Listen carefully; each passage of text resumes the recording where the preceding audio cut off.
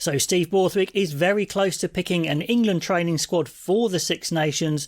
Not the official squad yet. It's his final chance to have a look at players, make his final decisions, and goodness me, he has a lot of decisions to make. This England team is very much up in the air. The squad is incredibly up in the air. Lots of dilemmas, lots of close picks.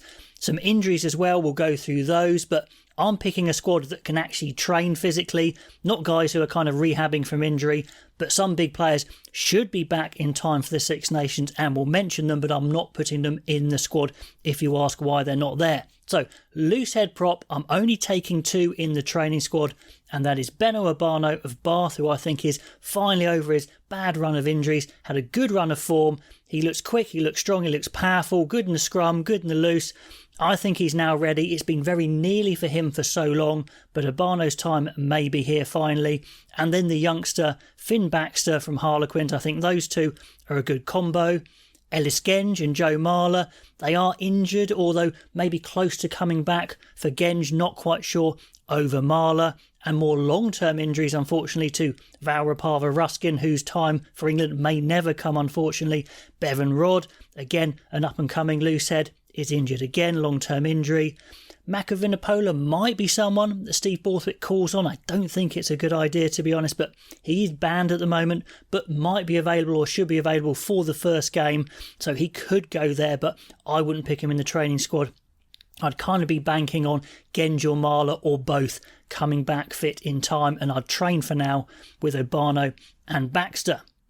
At hooker, I'm going to take 4. Like I said, this is a training squad. I think I've got about 40 odd players here, so you can take as many as you want, really. I think there's a lot of players to choose from at hooker. I think Blamire, Dan, Thacker and George are the guys I would go for. George and Dan, the 1-2 from Saracens, are the obvious picks. Thacker, maybe a bit of a wild card. Now, is he going to go? Probably unlikely, but I think he is ready. He's a mature player. He's very powerful. He's a little bit smaller than some other hookers, but it's not like Dan and George are absolute giants anyway. Blamire, I think, is the out-and-out athlete there, the one with the most potential. I'm not taking Cowan Dickey. I'm not sure I've seen enough of him yet to say he's back to where he was. Let me know if you think differently. Jack Walker, I'm not quite sure is at that level.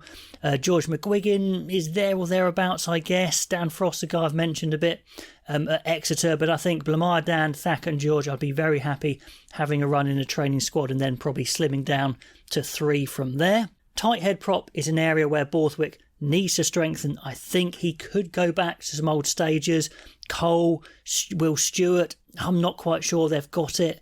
Will Collier's another one in the picture, I think, as well. But I think we'll take Kyle Sinclair as one of the old stages, as you need some experience, I think, in there. Maybe he can get back to his former glories. I don't know. But the 3 younger tight heads are the ones I'm very excited about. Joe Hayes, I think he's coming to his best form at the moment. He's been a bit of a slow burner. Someone who is not a slow burner is Apoko Fajor of Northampton. What a great player already mixing it in amongst the big scrummagers at his young age. He is a big talent, probably the biggest talent of the lot, the one I have the most hope for. And Aaron Painter is a destructive scrummager. I think he could be an international scrummager. Could he be good enough around the pitch at international level? That's the question there. So definitely questions at tight head. But with those guys, Hayes, Apoko Fajor and Painter, definitely some hope for the future as well. And Sinclair as well, to see if he can recapture some form. So leaving a few players out there. Second row, I'm taking 4. Atoje, Chesham, George Martin, I think are nailed on. Definitely guys that would go. They've proven themselves for England already. Chesham and Martin still very young, but I think they've proven themselves already and they've got better this year. Chesham just imperious in the line-out. Martin an absolute bruiser of a second row or number 6 potentially. And the other guy I would definitely take is Alex Coles. I think he's absolutely come into his own. I know Eddie Jones had a go with him at Big Blindside, which I didn't like the look at. He is a second row. He's looking the real deal. You could go Johnny Hill for sale, who's churning in good performances. Alex Moon, another Northampton guy, very big, he's very solid.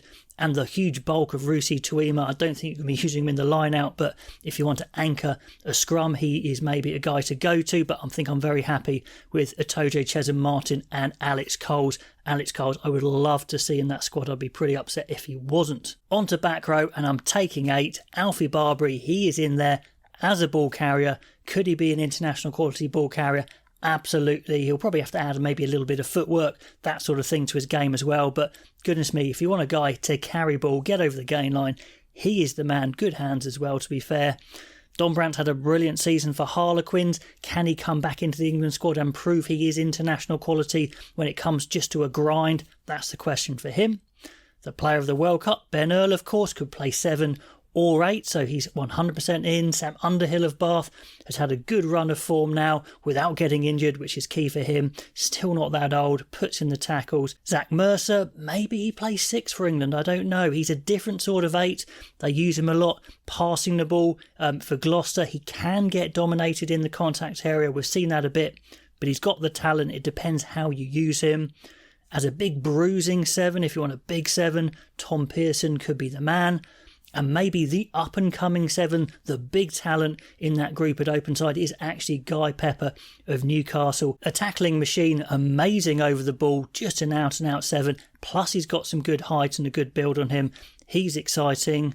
Chandler Cunningham, south of Harlequins, I think was close but needs more game time. Doesn't quite look back to where he was for London Irish. Ben Curry, close there or thereabouts, but when I've seen him for England, I haven't quite thought he was up to the level. And of course, we've got long-term injuries for Tom Curry and Tom Willis. A big shame we won't see Tom Willis, but I'll take those 8. Scrum half, a lot to pick from, but I'm very happy with the 3 I would take in the training squad. Alex Mitchell, Ben Spencer, Harry Randall, 3 exciting 9s, but can play a controlling game as well. I think they're all nicely experienced now. Mitchell, the number 1 coming out of the World Cup, and has had a good season so far for Northampton.